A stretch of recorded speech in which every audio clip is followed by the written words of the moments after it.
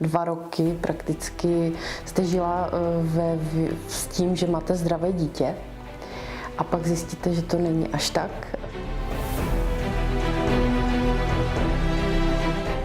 Dítě je požehnáním, ale co když se narodí dítě s postižením? I toto dítě, stejně jako zdravé, je požehnáním pro celou rodinu. Ovšem tato rodina potřebuje mnohem více podpory a péče. Právě o možnostech podpory budeme dnes v Mozaice hovořit.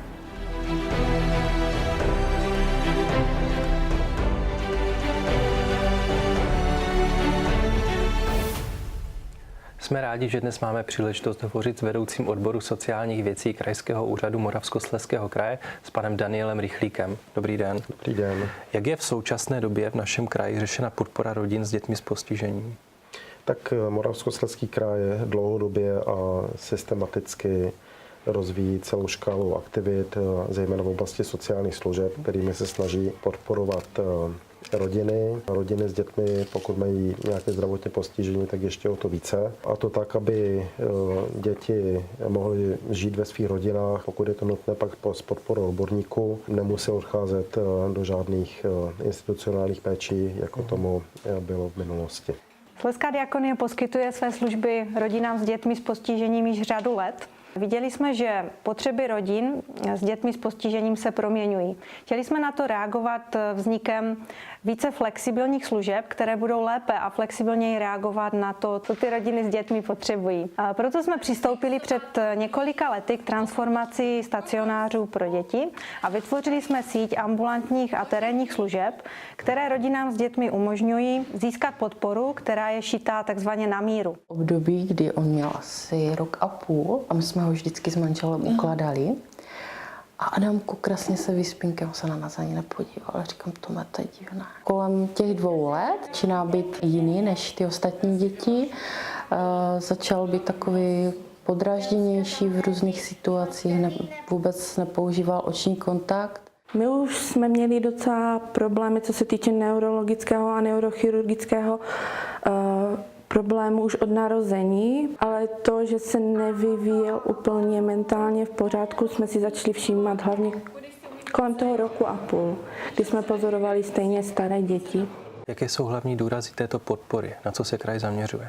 Největší důraz je právě na včasnost toho záchytu, což je stále téma, které je potřeba rozvíjet.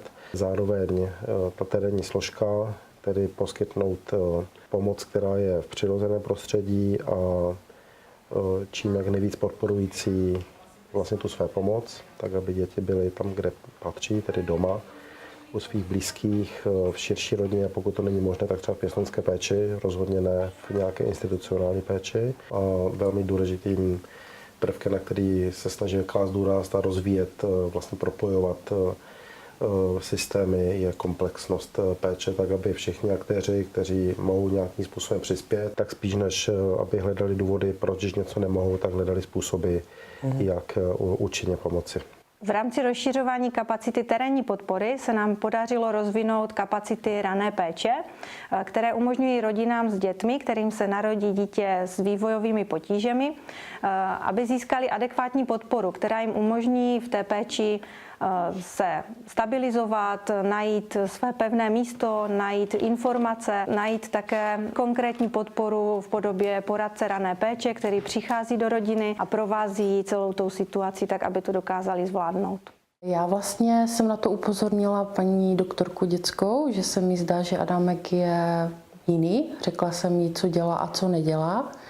A paní doktorka mě poslala na vyšetření do fakulty do Ostravy, kde jsme si prošli neurologickým vyšetřením a tam vlastně paní doktorka z psychologie mi potvrdila, že tam ty autistické rysy jsou. Moravskoslezský kraj už řadu let realizuje projekty, které podporují pečující osoby. Jak konkrétně taková podpora vypadá? Tak my realizujeme nebo podporujeme metodicky finančně celou řadu sociálních služeb, ale v posledních letech jsme položili důraz i na ty, kteří vlastně nejsou v tom formálním systému, a to na blízké přirozené pečující osoby, což jsou lidé, kteří odvádějí veliký kus práce a mnohdy na ně vůbec není vidět.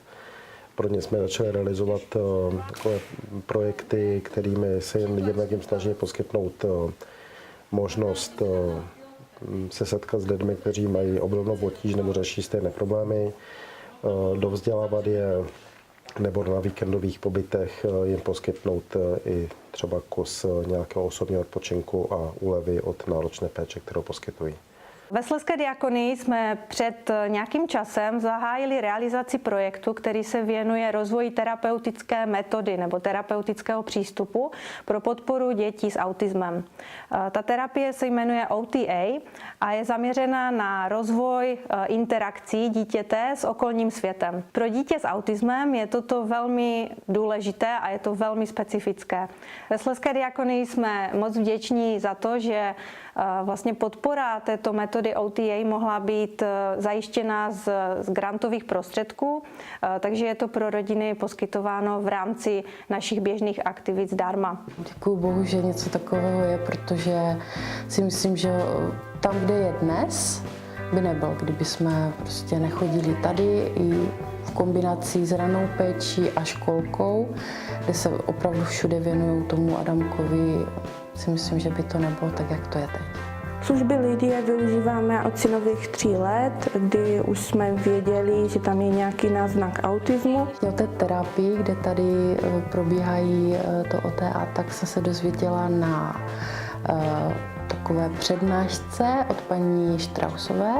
Tak ty děti většinou tady chodí, aby se socializovali, navázali nějaké vztahy, aby si osvojili oční kontakt, protože to je hodně důležité vůbec při nějaké žádosti, aby ty děti věděli, že takové to prvotní, co musí udělat, se podívat na toho člověka, aby uměli vycházet ve skupině, aby se naučili rozvíjet hru. Často si neumí vůbec ze začátku hrát, staví třeba jenom věci do řady. Chodíme na terapie, je to každou středu, 1,5 hodiny. Po tom vlastně nácviku Adamek chodí paní terapeutce, která právě se snaží odbourávat to chození po špičkách. Takže si myslím, že Adamek tím, jak bude těžší a těžší, tak ať se mu neskrátí ty šlachy, a takže se snažíme to nějak prostě odbourávat to chození. On vlastně je sice stále nemluvící, ale naučil se používat alternativní komunikaci, takže to nám jako rodině ulehčilo hodně život a vlastně nám ubylo i ty záchvaty, které mýval předtím. Tím, že oni tady používají různé metody, jak na Adamka, tak používám i doma, ať se vlastně to chování a ten nácvik zesiluje. Takže hodně věcí určitě pojmenovávání a taková to ano série, kdy se nemá používat u autistů pořád jenom ne, nesmíš a motivovat Adamka, aby spolupracoval. Rodina nastavuje šíři a hloubku spolupráce a je vlastně hlavním aktérem při tom, jak se nastavuje podpora pro konkrétní dítě, což je velmi cenné a je to rozdíl oproti tomu, jak jsme to měli ve stacionářích. V minulém roce jste uskutečnili Den pro pečující. Chystáte podobnou akci i tento rok? Máte pravdu, my jsme v loňském roce přistoupili k takovému pilotnímu pokusu a zorganizovali jsme velký happening v Ostravě právě pro pečující osoby. V letošním roce všechny srdečně zveme na 11.5. do Dolní oblasti Vítkovic znovu akce Ruku v ruce, která má primární účel jednak vyzvednout to pečování v přirozeném prostředí, jednak ty lidi ocenit a jednak široké veřejnosti říct, že máme mezi sebou lidi, kteří třeba potřebují víc naší pomoci a pozornosti. Hlavní smysl vidím v tom, že ta rodina na to není sama, že má někoho, kdo rozumí dané problematice, kdo je schopný poradit a kdo je taky schopný tu rodinu nějak podpořit.